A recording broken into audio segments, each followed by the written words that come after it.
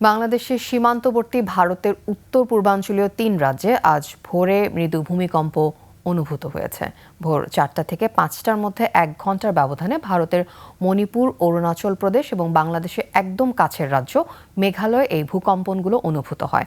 ভারতের জাতীয় ভূকম্পন বিদ্যা কেন্দ্র NCS এর তথ্য অনুযায়ী বাংলাদেশ সময় ভোর ৪টা ১৩ মিনিটে মণিপুরের কাংপোকপি এলাকায় প্রথম ভূমিকম্পটি আঘাত হানে। রিক্টার স্কেলে এর মাত্রা ছিল ৩.৫। এর উৎপত্তিস্থল ছিল ভূপৃষ্ঠ থেকে ৫৯ কিলোমিটার গভীরে।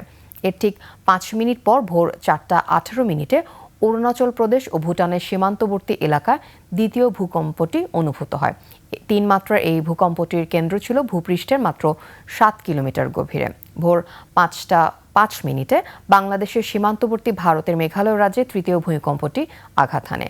রাজ্যের পশ্চিম খাসি পাহাড়ে অনুভূত হওয়া এই কম্পনের মাত্রা ছিল ২.৯ এবং এর কেন্দ্র ছিল ভূপৃষ্ঠ থেকে ১০ কিলোমিটার গভীরে।